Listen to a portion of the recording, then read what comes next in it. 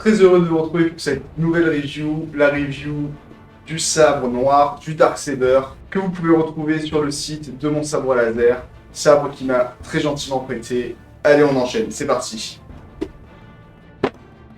Comme tous les sabres de chez mon sabre laser, vous les recevrez dans cette très jolie petite boîte que j'apprécie particulièrement, notamment son image Crystal Kyber, comme j'ai pu le dire auparavant. Vous retrouverez dedans de quoi le charger, de quoi le démonter et de quoi changer les banques sonores notamment. Si vous voulez en savoir plus sur l'unboxing, je vous renvoie vers la vidéo de l'inquisiteur que vous pouvez voir au-dessus.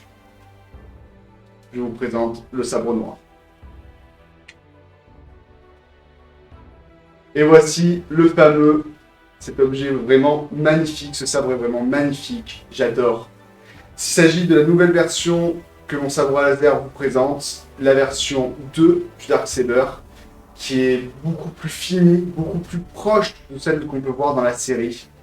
Le hilt en lui-même est beaucoup plus lourd, c'est un certain poids. J'ai pu l'essayer avec la lame, vous vous en doutez, et le sabre est beaucoup plus équilibré, beaucoup plus agréable en main, ça se ressent dans les spins. D'ailleurs, attendez la fin de la vidéo, vous verrez ça dans le noir, c'est un pur régal. C'est un pur régal, on s'y croirait. On a l'impression d'être Mando, vraiment avec ça dans les mains. C'est génial. Donc voilà, donc il s'agit de la nouvelle version du Darksaber. Comme je sais pas si vous avez eu l'occasion déjà de la voir, enfin on le voit très souvent sur les réseaux sociaux, ce sabre. Il était beaucoup plus clair, les lignes étaient argentées, bref, c'était pas super ressemblant. Après, c'est une question de préférence. C'est vrai que du coup, ça fait moins lumineux, entre guillemets. Donc, ces deux versions sont toujours disponibles d'ailleurs chez mon sabre laser. Mais voilà, moi, c'est vrai que j'ai un petit faible pour celui-ci. Les finitions sont beaucoup plus belles. Vous avez notamment la petite encoche pour l'accrocher derrière dans le dos, comme le fait Dinjarin dans la série. Le fait qu'il soit beaucoup plus lourd, enfin voilà, c'est beaucoup plus agréable quand on veut faire soit des spins, j'imagine, parce qu'il existe bien évidemment en mode RGB. Si vous voulez combattre avec, car apparemment c'est possible, j'adorerais tester ça. Mais voilà, comme il est plus lourd, c'est beaucoup plus agréable, c'est beaucoup plus équilibré, on sent plus de la... quand on frappe, enfin voilà, c'est vraiment super. Donc comme je vous le disais, vous avez de meilleures finitions en comparaison de l'ancienne version. Vous avez notamment au niveau du pommeau, vraiment une pure merveille. J'adore avoir ce sabre, on aime tous Mandalorian, on est tous en train de regarder la saison 3, j'imagine. Voilà, c'est obligé qu'on aime avoir ce sabre. Je vais vous montrer un petit peu comment se monte la lame. Il n'y a rien de sorcier, il y a juste un sens à respecter. Parce que la lame, bien sûr, est un peu particulière. C'est pas une lame ronde, tubulaire, comme on a l'habitude avec les autres NeoPixels. C'est une lame fine. Donc, on va voir ça de suite. Allez, c'est parti. Voici la fameuse lame. Vous voyez, c'est radicalement différent des autres NeoPixels que vous avez pu voir, des autres sabres, pour vraiment matcher avec ce qu'on peut voir dans la série ou bien dans Clone Wars. Même si c'est pas le même hilt que Clone Wars, on est d'accord. Donc, rien de sorcier, c'est... Je sais pas si vous arrivez bien à voir.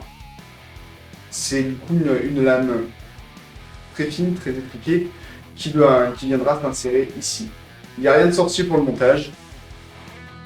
Vous avez de chaque côté du sabre, là, je ne sais pas si vous arrivez à voir, oui, on dirait, vous avez les deux pas de vis, un de ce côté ici et un ici. Il suffit, à l'aide d'une clé Allen qui est fournie bien évidemment, de dévisser ces deux vis et d'insérer la lame comme ceci. Attention à bien respecter le sens, de toute façon vous verrez de suite si c'est pas dans le bon sens. Voilà. Vous prenez la version où il y a la petite encoche et ça va sur la version haute en fait du Darksaber. Oui, ça, hop. Si vous le mettez à l'envers, de toute façon vous verrez de suite car vous allez avoir ce petit bout blanc ici là. Ah, c'est pas très joli, vous voyez de suite qu'il y a un souci. Donc voilà, on se retrouve juste après pour une petite démo à l'image en intérieur, déjà pour voir ce que ça donne, et après on verra bien évidemment pour la démo dans le noir à l'extérieur et quelques spins. Allez, je fais vite fait le montage et on se retrouve après ça. Voilà, pensez à bien serrer les vis bien évidemment pour pas que la lame se désenclenche, qu'elle vole, qu'elle se casse. Ne serrez pas trop fort non plus, ça sert à rien de forcer comme un bourrin, sinon vous risquez pareil, soit de forcer le pas de vis des deux petites vis, soit de fissurer la lame. Donc voilà, faites très attention. Quand vous sentez une petite résistance, vous mettez un petit coup supplémentaire. C'est amplement suffisant pour faire des spins. Donc voici la lame montée, comme vous pouvez le voir, c'est juste superbe. Même éteint, enfin, on a l'impression d'y être. Pour l'allumer, tout ce qui est le plus simple, vous avez le petit bouton là, ça ressemble d'ailleurs à s'y méprendre vraiment à la version officielle du Disney qu'on peut voir dans les séries. Comme tous les sabres de mon sabre laser et de chez LGT, vous pouvez l'allumer bien évidemment via ce petit bouton, faire les paramétrages, changer les couleurs, changer les sons, et vous avez bien sûr accès au mode d'allumage par mouvement que moi j'apprécie particulièrement par simple coup de poignet.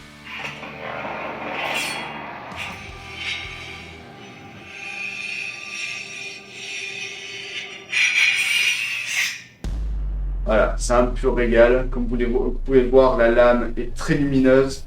Là, voilà, je suis en train de tourner en plein jour. J'ai des lumières au-dessus, des lumières en face.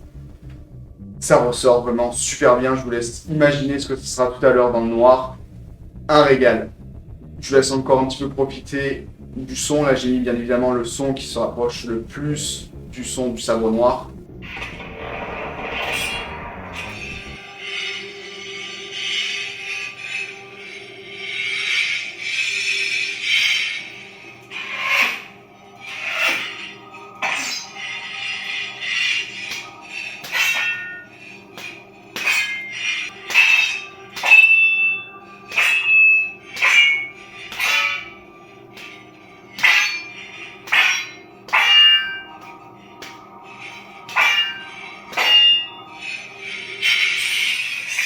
Petit truc que je viens de me rendre compte en faisant ce test, c'est que le son de choc est différent selon qu'on tape sur cette partie ou sur la partie de tranche du sabre laser.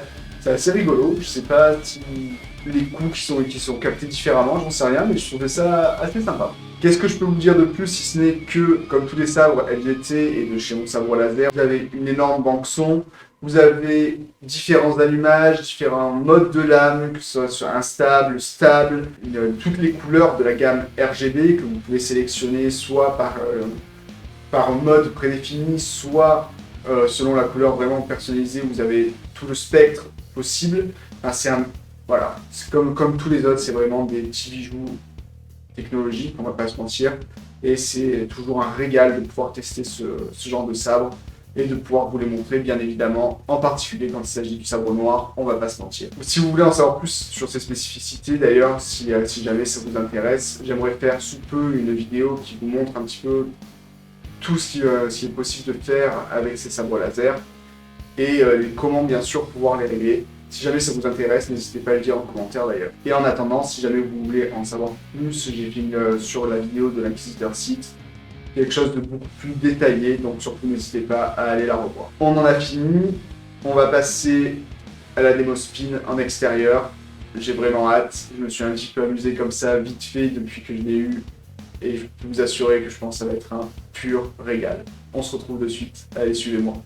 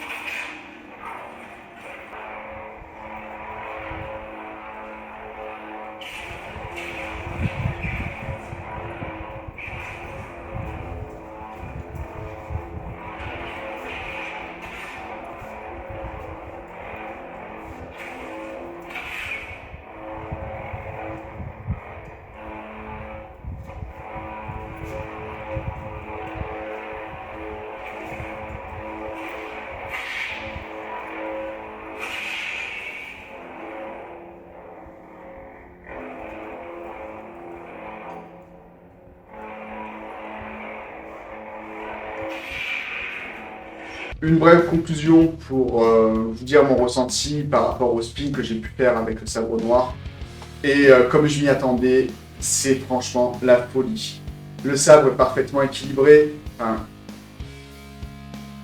voilà. Le sabre est vraiment parfaitement équilibré. C'est vraiment la folie. Et vu qu'il n'y a aucune aspérité sur le manche, et voilà, ça se manie super bien. Bon, bien sûr, après, comme c'est qu'un prêt et que j'ai toujours un petit peu le pitou, je peux pas faire tout ce que je veux avec ce sabre. J'ai vraiment peur de le faire tomber, vu qu'il n'est pas à moi. Et c'est vrai que je suis un petit peu limité dans les mouvements.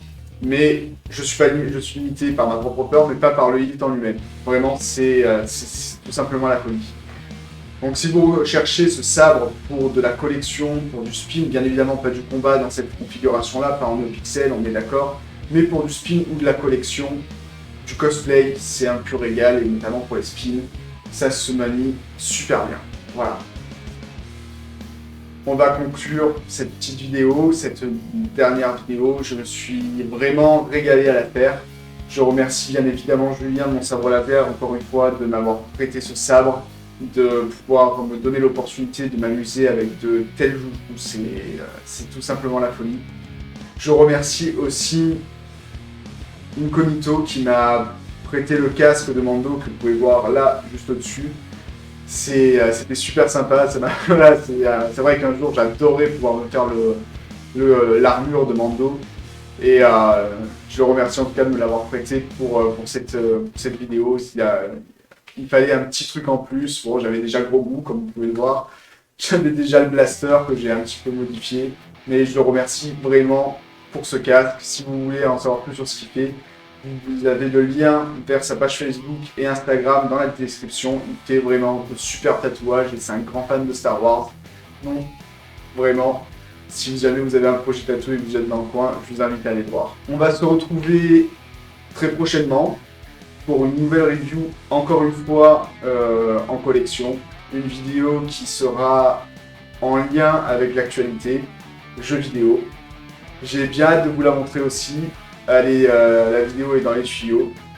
Et ça va être bien sympathique. On se donne rendez-vous le vendredi 28 avril pour que je vous montre celle-ci. Si vous avez aimé cette review, comme d'habitude, surtout n'hésitez pas à le dire en commentaire, n'hésitez pas à liker, à vous abonner, ça fait toujours plaisir de voir que vous vous intéressez de plus en plus à la chaîne. D'ailleurs, je vous remercie, j'ai passé les 200 abonnés grâce à vous sur YouTube. Ça me fait vraiment chaud au cœur, ça fait quasiment presque un an maintenant que la chaîne a été créée. Bref, ça fait vraiment plaisir. Vous pouvez me retrouver bien évidemment sur Instagram, sur TikTok, sur Facebook. Comme d'habitude, pareil, les liens dans la description. Je vous dis à très bientôt et que la force soit avec vous.